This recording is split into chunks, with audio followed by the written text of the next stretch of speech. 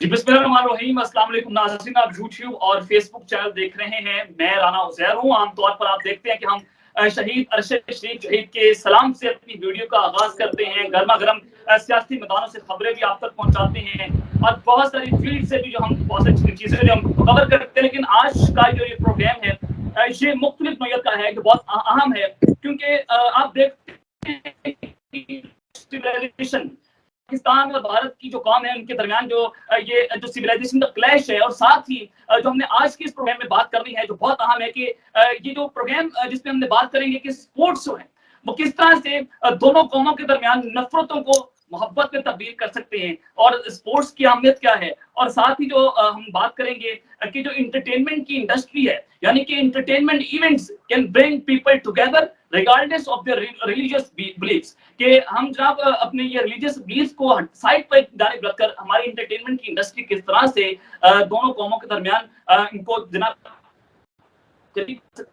तो आज के इस प्रोग्राम में हमने बात करनी है, तो हमारे साथ दो मेहमान मौजूद हैं। सबसे पहले तो बहुत शुक्रिया ताबान जफर साहब, आपने हमें ज्वाइन किया, और फिर हमारे साथ हाफिज नईम साहब मौजूद हैं, आपका भी बहुत शुक्रिया कि आपने हमें वक्त दिया। तो सबसे पहले तो ताबान साहब, मुझे आप ये बताएं कि एंटरटेनमेंट के शोबे के हवाले से हम बात कर लेते हैं कि एंटरटेनमेंट के शोबे में जो सहरत पार ताउन है, उसमें आप अमन और बैनुल मज़ाहिब अमांगी के बारे में इस फैलाव के लिए क्या समझते हैं कि क्या इक़दाम होने चाहिए और किस तरह से ये सारा मामला जो है वो कैसे मुआविन साबित हो सकता है? अच्छा, आपने क्लैश ऑफ सिविलाइजेशन से अपनी बात का आगाज़ किया है, तो ये बहुत भारी टर्म है। मेरा नहीं ख्याल कि कोई ऐसा बड़ा क्लैश ऑफ सिविलाइजेशंस है। अगर कुछ हमारे दरमियान इख्तिलाफ़ात हैं, तो मुश्तरकात भी हैं, बहुत सारे मुश्तरकात हैं, मतलब मज़हबी मुश्तरकात भी हैं। जितनी बड़ी हमारे यहाँ मुस्लिम आबादी है, उतनी बड़ी उनके यहाँ भी है, तो बहुत सारी चीज़ें हमारी मुश्तरकात भी हैं। और जब एंटरटेनमेंट इंडस्ट्री की बात कीजिए आप, तो वहाँ बहुत बड़े-बड़े नाम हैं जो मुसलमान भी हैं। चाहे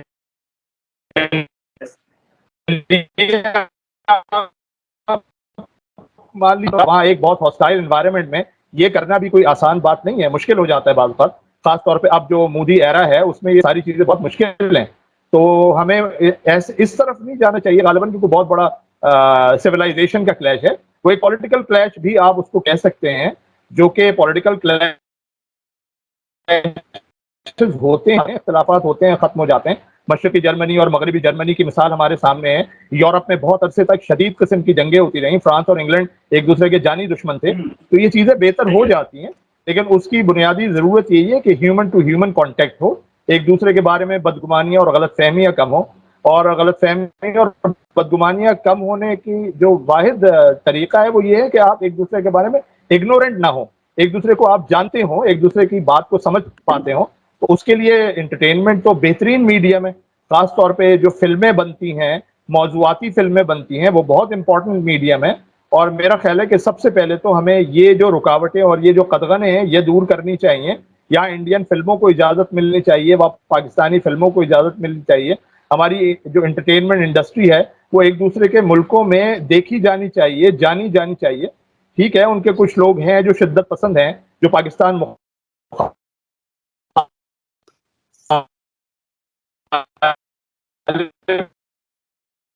फ़िल्में बनाते हैं, जो दरमियान में एक शदीद किस्म की आग है, उसको वो कम करना चाहते हैं। देखें कि वो क्या कह रहे हैं। एक और इम्पोर्टेंट बात है, वो ये है कि हमारी हिस्ट्री मुश्तरक है बहुत सारे मामलात में। 47 से पहले हमारी हिस्ट्री मुश्तरक है। तो जो हमारी पाकिस्तान स्टडीज़ में पढ़ाया जाता है और जो इंडिया का सिलेबस है, हमें उसको भी सामने रखना चाहिए, उसको एनालाइज़ करना चाहिए। हम उनको मतलब मैं खुद देखता हूँ हमारी पाकिस्तान स्टडीज़ की किताबों में, उनको शैतानी कुव्वतें तक लिखा गया है। आज मैं सिंध बोर्ड की बात कर रहा हूँ, उस किताब में हिंदुओं को या कांग्रेस को शैतानी कुव्वत लिखा गया है। तो ज़रा हम देखें कि वहाँ क्या लिखा गया है। ये बताएं कि देखिए कि बहुत बार आपने देखा होगा कि पाकिस्तानी अदाकारों को भी जनाब भारत के अंदर बैन कर दिया जाता है, भारत उनको काम करने की इजाज़त नहीं देता। पाकिस्तान के अंदर भी आप देख सकते हैं कि जनाब इंडियन ड्रामों को फिर उसके बदले में बैन कर दिया गया। तो आप इन चीज़ों को किस तरह से देखते हैं? हाँ, बिल्कुल वो गलत है, उसको डिस्करेज करना चाहिए, लेकिन इसका ये मतलब नहीं है कि इस तरह के जो नेगेटिव लोग हैं, उनको हम हावी आने दें। मतलब अगर हम भी उसी तरह हो जाते हैं, तो हम तो उनके खेल का हिस्सा बन गए। हमें उसको डिस्करेज करना चाहिए, उनकी नेगेटिविटी को हमें एक्सेप्ट नहीं करना चाहिए, लेकिन खुद नेगेटिव नहीं होना चाहिए। अच्छा जी। नईम साहब ये बताएं कि बहुत सारी चीजें जो है वो नईम ताबान जफर साहब ने भी इसको डिस्कस किया, तो आप क्या समझते हैं किस हवाले से किस किस्म के प्रोग्राम जो हैं वो जब उस ताउन का हिस्सा होने चाहिए? फिल्म भी आप फिल्म इंडस्ट्री देख सकते हैं, वेब सीरीज भी आप देख सकते हैं, फिल्मकारों का तबादला हो, मौसीकी हो, तो आप क्या समझते हैं कि क्या प्रोग्राम के ताउन के लिए किस किस्म के जनाब आपको इक़दाम करने चाहिए? देखें, सबसे पहले मैं बतौर मुसलमान, बतौर पाकिस्तानी और एक मजहबी स्कॉलर होने की वजह से मैं बात समझा हूँ कि हम आज बात कर रहे हैं एंटरटेनमेंट के हवाले से, और दूसरी हम बात कर रहे हैं फनकारों के हवाले से और जो गेम्स के हवाले से, खेल के हवाले से, कि सरहद पार और दो ममालिक जो करीब करीब रहते हैं वो आपस में इन गेम्स, इन एक्टिविटीज के जरिए किस तरह पीस को, अमन को और मजहबी हम आहंगी को प्रमोट कर सकते हैं। सबसे पहले अगर हम देखें कि हमारे यहाँ जो खेल है, मैंने पिछले दिनों एक क्रिकेट टूर्नामेंट करवाया, एक उसके अंदर, और वो डाइवर्स क्रिकेट टूर्नामेंट था, और उसके अंदर तमाम तर मज़ाहिब से लोग ताल्लुक़ रखते थे। क्रिश्चियन भी थे, हिंदू भी थे, सिख भी थे, मुसलमान भी थे। उन सबको मैंने आपस में मर्ज करके उनकी डिफरेंट 4 टीमें बना दी और उनका आपस में खिलाया।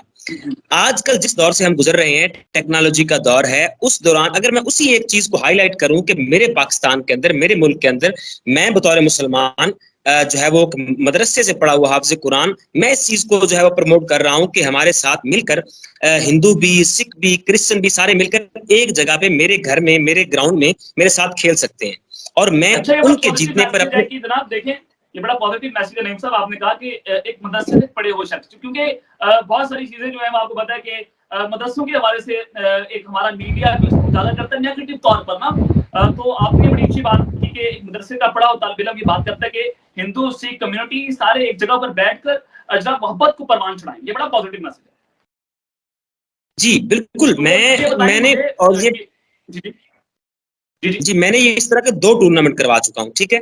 और अब नेक्स्ट टाइम भी हम इस तरह का ये शुरू कर रहे हैं काम, कि हम अपने जहां तक हम कर सकते हैं हम अपने पीस को प्रमोट करें और इस चीज को हाईलाइट करें। और टेक्नोलॉजी का दौर है, जब इस चीज को हम सोशल मीडिया के ऊपर हाईलाइट करेंगे तो हम सबसे पहले हमने देखना कि हमारा लोगों का आपस में ताल्लुक, रिलेशन कितना है, सरहद पार के लोगों का हमारे साथ, हमारा उनके लोगों के साथ, जो सोशल मीडिया पर या दीगर हमारे जराए हैं एक दूसरे के साथ कांटेक्ट रखने के, वो ताल्लुक कितना है और किस तरह का है। क्या हम एक दूसरे को गालियां दे रहे हैं, क्या एक दूसरे को बुरा कह रहे हैं? अगर तो हम एक दूसरे को बुरा कह रहे हैं तो फिर ये ना तो कोई ऑर्गेनाइजेशंस, एनजीओज और ना ही स्टेट कुछ कर सकती है, क्योंकि लोग ही नहीं मिलना चाहते। जब लोगों का ये ज़हन तब्दील होता है अपने माशरे के अंदर, अपनी कम्युनिटी के अंदर, हम जो दोस्त हैं एक दूसरे के साथ मिलकर, स्टूडेंट्स, खेलों के जरिए जनाब रवादारी और बैनुल मज़ाहिब जो अमहंगी का पैगाम है वो दे सकते हैं। खेल लोगों को एक जगह इकट्ठा भी कर सकता है। बरस की अगर बात करते हैं तो क्रिकेट से लोगों को बड़ी जो है वो दिल लगी भी है, और हर दिल अजीज ये खेल आप समझते हैं क्रिकेट को। और जो अभी मुस्तकबिल करीब में भी इसी साल में जनाब पाकिस्तान के अंदर भी एशिया कप होने जा रहा है, और भारत ने इसको बाइकआउट करने का ऐलान भी किया, आपके सामने है। बहुत से एग्जांपल्स भी हैं कि भारत हमेशा से इस चीज को प्रमोट करता है, आरएसएस का एजेंडा भी आपके सामने है। तो भारत जो है वो एशिया कप को न्यूट्रल वेन्यू पर खेलने के लिए अपनी ख्वाहिश का इजहार कर रहा है कि पाकिस्तान में वो नहीं खेलेंगे, लेकिन जनाब न्यूट्रल वेन्यू पर खेलेंगे। तो ये बड़ा नेगेटिव रिस्पॉन्स, नेगेटिव मैसेज जो है वो जा रहा है। तो यहाँ पर मैं आपको जनाब क्रिकेट का खेल जो है हमेशा से बैनुल मज़ाहिब अवामी को प्रोवोक भी देता है, और इस के बारे में हमने एक शॉर्ट डॉक्यूमेंट्री जो है वो भी तैयार की है, वो आप सब नाज़रीन के सामने रखते हैं। तो ये डॉक्यूमेंट्री भी आप देख सकते हैं।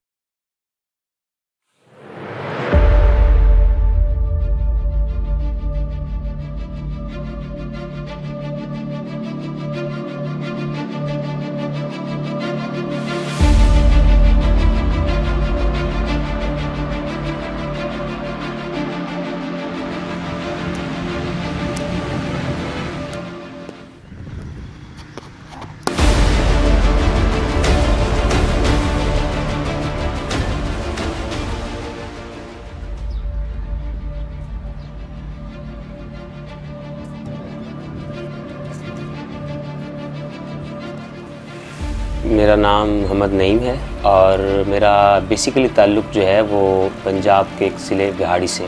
तहसील निज़ामी एक कोर्स होता है, वो मदारस के अंदर आलिम दीन का कोर्स होता है। वो 8 साल का कोर्स मैंने मुकम्मल किया जामिया हनफिया गौसिया से। और उसी दौरान जब मेरे आखिरी 2 साल रहते थे तो उसमें मैंने गवर्नमेंट कॉलेज यूनिवर्सिटी लाहौर में BA ऑनर्स में उर्दू लिटरेचर में एडमिशन ले लिया। उसमें ये है कि हम चीफ गेस्ट के लिए बड़ी बनवा लेंगे, बाकी अपनी जो मैनेजमेंट की है उसके लिए बनवा लेंगे, ठीक है ना? बेहतरीन है। प्रोजेक्ट का नाम हमने रखा है स्पोर्ट्स फॉर पीस, खेल बराए मजहबी हम आहंगी, खेल बराए अमन, खेल बराए प्यार मोहब्बत।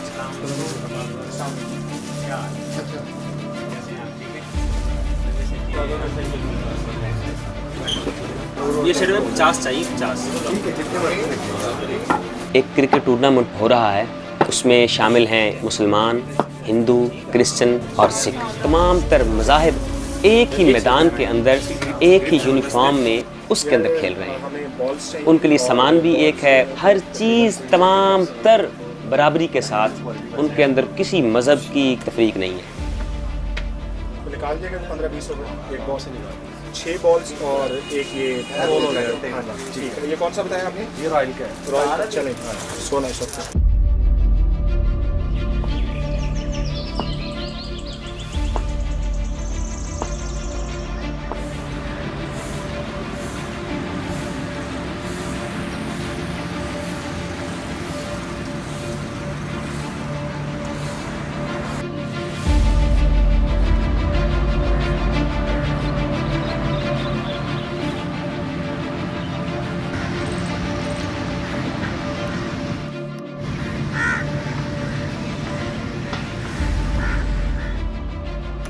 हम एक बड़ी जो है वो यूनिक चीज़ इसमें ला रहे हैं, वो ये कि जितने भी मज़ाहिब अपनी अपनी जो उनकी प्रेयर्स होती हैं, इबादत होती हैं, अगर क्रिश्चियन है तो वो जिस तरह सलीब का निशान बनाते हैं और इसी तरह मुसलमान दुआ मांग रहे हैं, और अगर कोई सिख है तो वो अपनी प्रेयर कर रहा है, अगर कोई हिंदू है तो वो अपनी प्रेयर कर रहा है।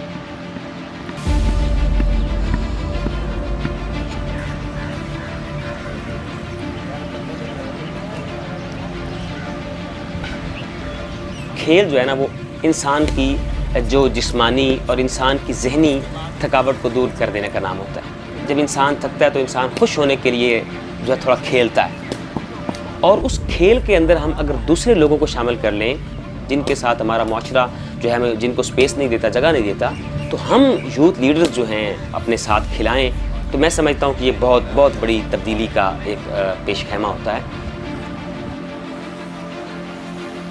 क्रिकेट हमारे ये बड़े सगीर का जो है बहुत पसंदीदा खेल है। यहाँ गली महल्ले में आप ग्राउंड्स में जाएं, एक एक ग्राउंड के अंदर 10-10 टीमें खेल रही होती हैं। उसी क्रिकेट में, उसी खेल में जो दूसरे मज़ाहब से ताल्लुक़ रखते हैं, जिस तरह क्रिश्चियनिटी से ताल्लुक़ रखते हैं, हिंदू हैं, सिख हैं, उनको शामिल किया जाए ताकि उनकी आपस में दोस्ती हो।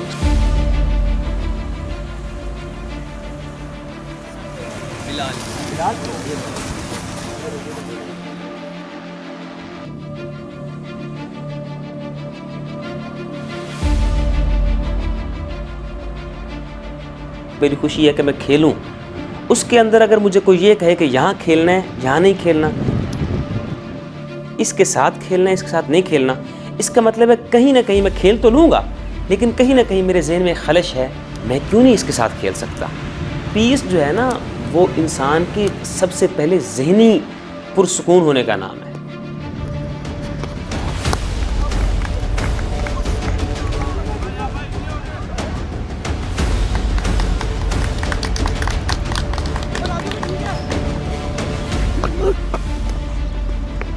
खेल एक दूसरे को बर्दाश्त करने का बहुत अहम ज़रिया है। एक बारी ले रहा है, अगर दूसरा बॉलिंग कर रहा है और विकेट्स ले रहा है तो जो आउट होने वाला है वो चुप करके जा रहा है।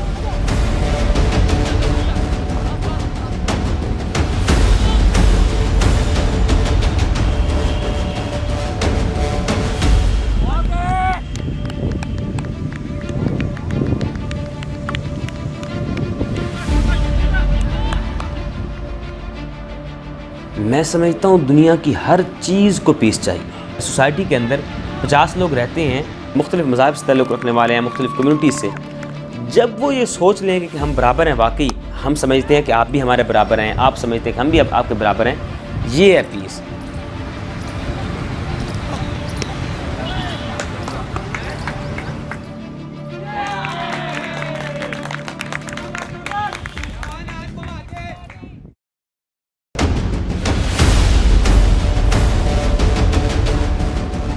बिस्मिल्लाहिर्रहमानिर्रहीम रब्बि इश्रह ली सदरी व यस्सिर ली अमरी वहलुल उक़दतम मिन लिसानी यफ़क़हू क़ौली।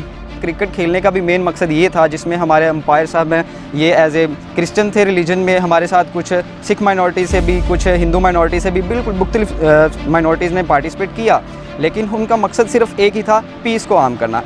बाप उसके नाम से आमीन। मैं शुक्रगुजार हूँ खुदावंद का कि जिन्होंने हमें ये आज मौका बख्शा कि इस प्लेटफॉर्म पे हम इकट्ठे हुए, हिंदू, मुस्लिम, क्रिश्चियन, सिख, हम सब इकट्ठे हुए हैं।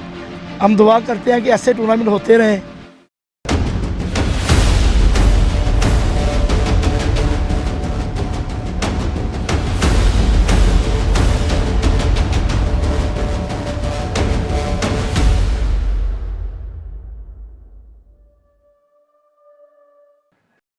तो जी नाज़रीन, आपने डॉक्यूमेंट्री जो है वो तो देखी है, लेकिन साथ ही यहाँ पर मैं ताबान जफर साहब से कुछ सवाल करना चाहता हूँ कि उज़ैर, मैं आप मेरी तरफ आ ही रहे तो खेलों के फ़रोग़ के हवाले से सबसे पहले तो मुझे ये बताएं कि आप हुकूमतों का किरदार, गवर्नमेंट लेवल की जो पॉलिसीज हैं, आप उनका रोल कैसे देखते हैं, उनका किरदार क्या हो सकता है?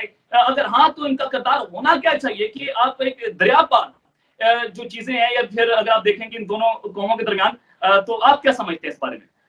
उज़ैर, आप खेलों की बात कर रहे हैं तो ठीक है, क्रिकेट और दूसरे गेम्स हैं जो वो लोग यहाँ लेके आए जिन्होंने हमें तकसीम किया है, वो भी होने चाहिए। ज़ाहिर है वो एक इंटरनेशनल उसका सिनेरियो बनता है, लेकिन जो हमारे मकामी खेल हैं वो मुश्तरक हैं। कबड्डी इस तरफ भी उतने ही शौक से खेली जाती है जितनी भारतीय पंजाब में खेली जाती है, तो इसको प्रमोट करना चाहिए।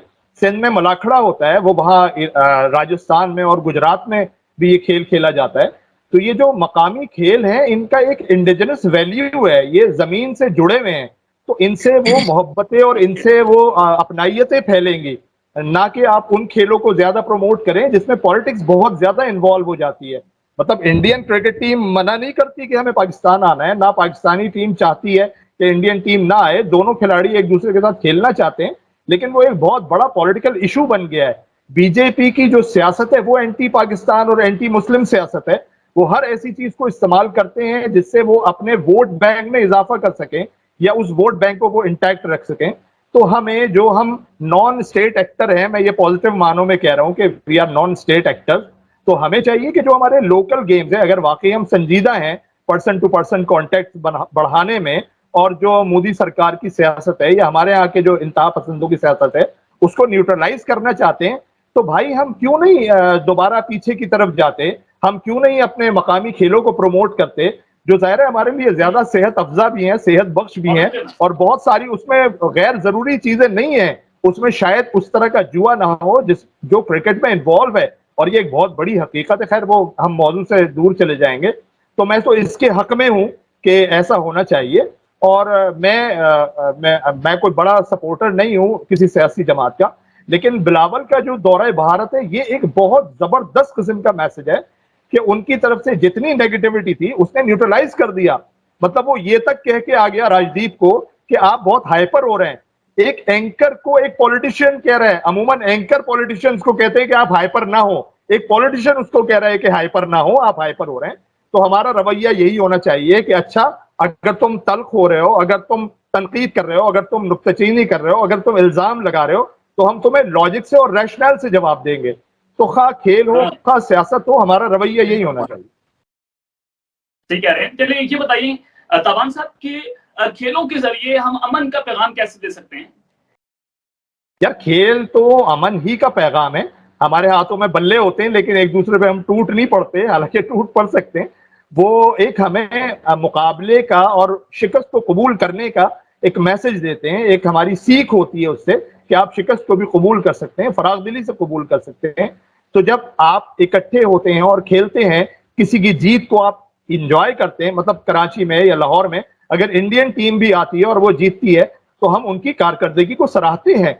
हमने तेंदुलकर को कभी बुरा नहीं कहा, हमने कोहली की हमेशा तारीफ की है। तो जब उनको लगता है कि भाई हमारा हीरो उनका भी हीरो है और हमें ये लगे कि वो वसीम अकरम को उतना ही पसंद करते हैं या इंजमाम को वो उतना ही इंजॉय करते हैं, तो वो बीच में से जो गलत फहमियों की एक दीवार खड़ी हो गई है उसमें रखना आना शुरू हो जाता है। और जब भी रखना आता है उज़ैर तो खिड़की खुलती है, और जब खिड़की खुलती है तो ताजा हवा आती है। ठीक है नईम साहब, मुझे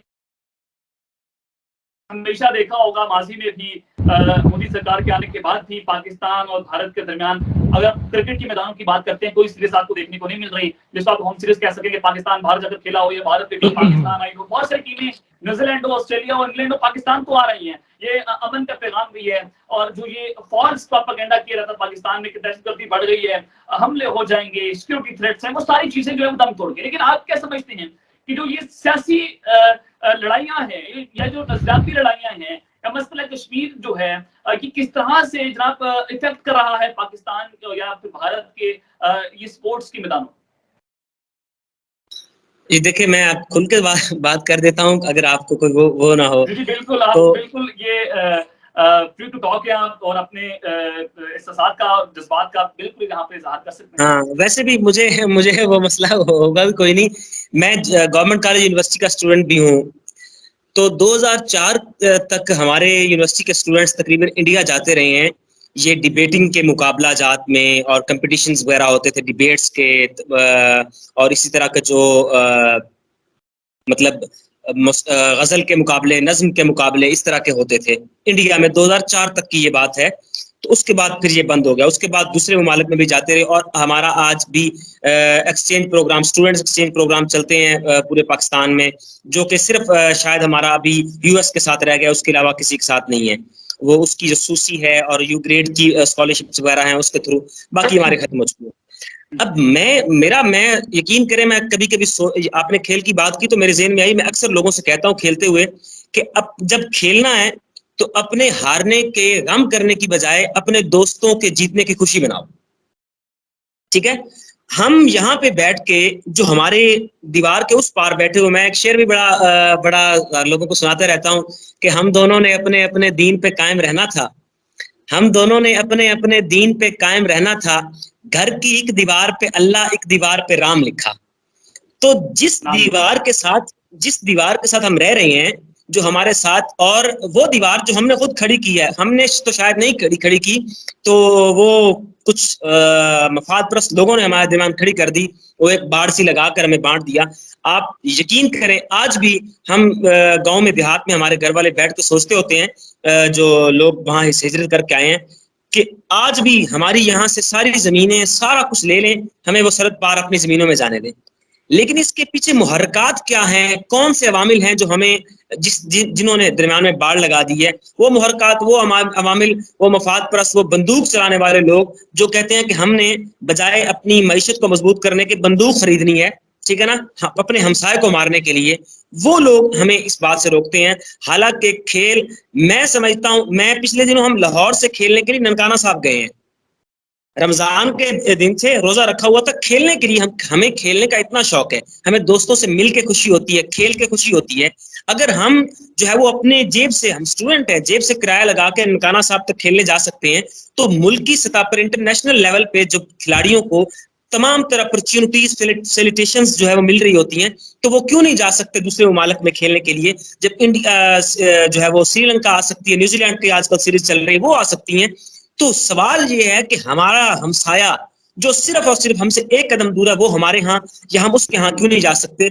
इसके यहाँ ना तो हमारे लोगों का कोई अमल दखल है, सिर्फ और सिर्फ इसके यहाँ बंदूक चलाने वालों का, और जो मुतशद्दिद रवैया रखने वाले लोग हैं, और उसके साथ साथ वो लोग जिन्होंने मजहब का ढोंग रचा के, मजहब का नाम लेके किया हुआ है कि वो उस तरफ, हालांकि अगर आप ये देखें, मजहब की बात करें तो हिंदुस्तान के अंदर, इंडिया के अंदर पाकिस्तान से ज्यादा मुसलमान रह रहे हैं। और इस बुनियाद पर अगर हम देखें तो हमारा अगर हम अफजलियत और जो है बरतरीसी को समझते हैं कि हमारा मजहब बरतर है इसलिए बरतर है, तो फिर इंडिया हमसे बरतर है क्योंकि वहां पर ज्यादा मुसलमान रहते हैं। तो ये सिर्फ और सिर्फ हमें ये मजहब के नाम पे, हालांकि मजहब कहीं भी नहीं, ये नहीं रोकता कि अपने साथ वाले मुमालिक के साथ मैं बीएंगा जो है वो मजहबी मदरसे का तालिब इल्म होने के तौर पे ये बता रहा हूँ अपनी तालीमात के मुताबिक, कि मजहब ने कहीं भी ये नहीं रोका कि अपने जो है वो, अगर आपका हमसाया किसी और मजहब से ताल्लुक रखता है, उसके खेलो मत, उसके साथ उठो बैठो मत, इवन के खाने पीने तक जायज है, उसके साथ बैठ के आप खा सकते हैं, मिल के खा सकते हैं। तो ये सारी चीजें सिर्फ और सिर्फ इनके पीछे अमल कार फरमाए। जी चलिए स्पोर्ट्स की बात तो बहुत ज्यादा होगी। इंटरटेनमेंट के हवाले से ये सरहद पार जो तफरीह है वो भी बड़ी अहम है। और 2008 के अंदर अली सफर जो कि मशहूर अदाकार भी हैं, सिंगर भी हैं, तो वो बॉलीवुड फिल्म में मरकजी किरदार अदा करने वाले पहले पाकिस्तानी भी थे और उन्होंने इस बात पर फख्र भी महसूस किया कि जनाब उन्होंने दोनों ममालिक के दरमियान जो टैलेंट का तबादला है उसको इस तरह से फ़रोग़ भी दिया जाता है। और ये गुलकार अदाकार ने उस ये भी कहा कि मुझे इस हकीकत में बड़ा एहसास हासिल है कि मैं 2008 में जब ये सारी बिन लादेन के ऊपर शूटिंग चल रही थी, अब उसके लिए वहां पर वो गए थे। पाकिस्तान और भारत के दरमियान कोई हकीकी तबादला जो है वो नहीं हुआ। लेकिन जनाब अगर आप आज की बात करते हैं, आज की अगर आप एक्टर या एक्ट्रेसेस की बात करते हैं, तो पाकिस्तान के एक्टर्स जो हैं वो इंडिया में बैन हैं, इंडियन ड्रामेज इंडियन एक्टर पाकिस्तान में बैन है। बहुत अर्सा हो चुका है हम ये देखते हुए कि जनाब कोई बड़ा एक्टर इंडिया का या पाकिस्तान में कोई बड़ा एक्टर एक्ट्रेसेस जो है वहां पर जाकर अपनी फिल्म की शूटिंग करें। आप क्या समझते ताबान जफर, तो ये शिद्दत पसंदाना सोच है, आप इसको किस तरह से देखते हैं? और अगर इस चीज को हम खत्म कर दिया जाए तो फिर क्या मैसेज है? अच्छा उज़ैर, हाफिज साहब ने शेर सुनाया था, तो मुझे भी इजाजत दे, मैं भी एक शेर सुना देता हूँ। एक शजर ऐसा मोहब्बत का लगाया जाए, एक शजर ऐसा मोहब्बत का लगाया जाए जिसका हमसाये के आंगन में भी साया जाए। हाँ, तो हाफिज साहब, बड़ा मजा आया मुझे हाफिज साहब की बात सुन के, और उन्होंने सही जिसको कहते हैं ना कि सही जगह उन्होंने तीर मारा है कि वाकई वो जो लोग हैं जिन्होंने हमें दूर किया है उनके अपने वेस्टेड इंटरेस्ट हैं। हाफिज साहब ने तो खुल के बोल लिया, लेकिन मैं एक चैनल में बैठा हुआ हूँ जो बाद औक़ात हदफ भी बन जाते हैं, तो शायद मैं उतना खुल के ना बोलूं, लेकिन मैं इनसे 100% से भी ज्यादा मुत्तफिक हूँ। क्या? बहुत शुक्रिया। हाँ, मैं 100% से भी ज्यादा मुत्तफिक हूँ। और हाँ, ये भी मसला है। और मुझे हैरत भी हुई है, हैरत तो खैर नहीं हुई, बड़ी खुशगवार यूं कह लीजिए हैरत हुई है कि हाफिज साहब का मदरसे से पस मंजर हाफिज साहब का मदरसे का है और दीनी उलूम का है, उसके बावजूद इतनी दुरुस्त उनकी सोच है और वो यूं कह लीजिए तारीख की सही सिमत में खड़े हुए हैं। अमूमन बदकिस्मती से ऐसा होता नहीं है।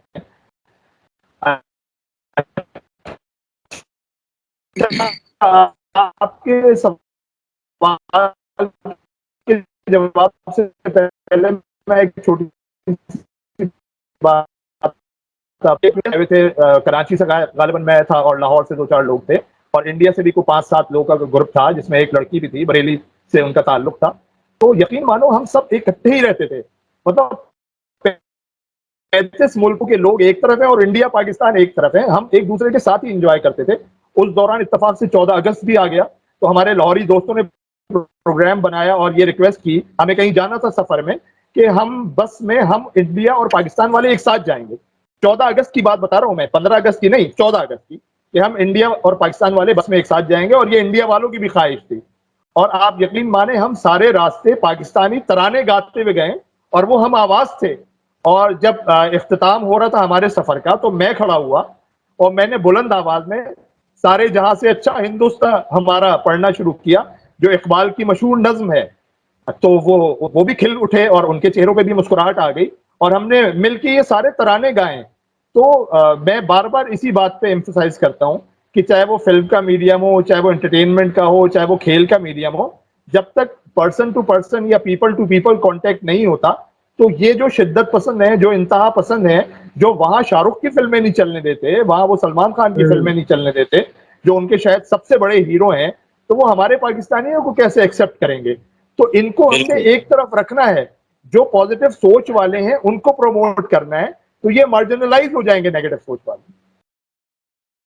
बिल्कुल ठीक बात आपने की, और मैं यहाँ पर एक चीज खुद भी ऐड करना चाहूंगा कि इनके ये जो एजेंडा इस भारत में पाया जाता है, और बाकायदा तौर पर भारत का वज़ीर इत्तलात आकर ये प्रेस कॉन्फ्रेंस करता है कि जनाब पाकिस्तानी यूट्यूबर, जिसमें मेरा अपना चैनल भी शामिल था, और उसको बैन किया गया इंडिया में, और उसकी सबसे बड़ी वजह ये थी कि 40% जो ऑडियंस थी, यकीन करें कि वो इंडिया से लोग हमें देखते थे। और जब हमारे चैनल को इंडिया में बैन किया गया और वज़ीर इत्तलात आकर हमारे चैनल का बाकायदा नाम लेकर कहते और उसको बैन करने के लिए कहते हैं कि हमें रॉ ने ये रिपोर्ट्स दी हैं कि हमारे लिए सिक्योरिटी थ्रेट्स हैं, यहाँ तक जो है वो अल्फाज का इस्तेमाल किया जाता है। लेकिन उनके लोग हमें ये मैसेज करके कहते हैं कि जनाब आपका चैनल हम बहुत ज्यादा सुनते थे और आप हमें आपका चैनल जो है वो नहीं मिल रहा, तो इसका क्या वजह है? तो मैंने उनको बताया वो आप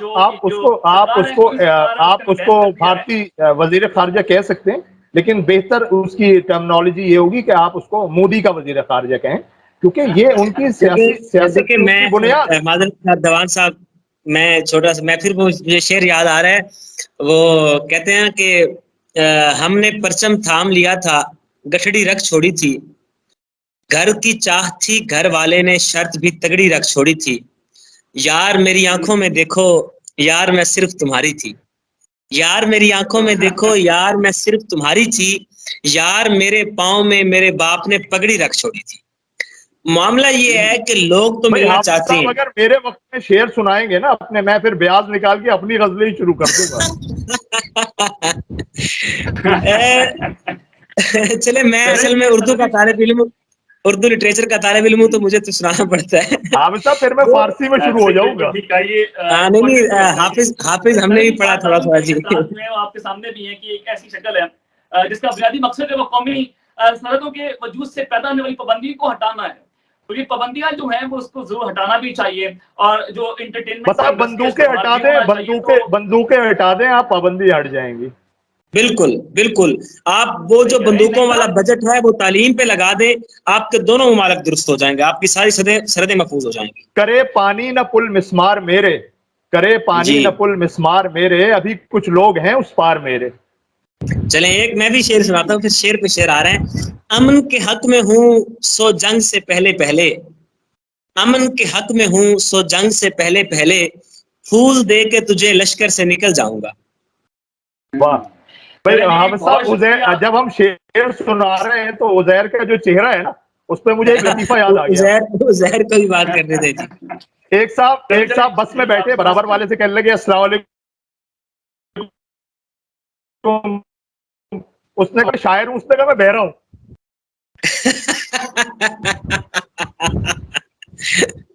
जी उजैर साहब बात करें आप जी।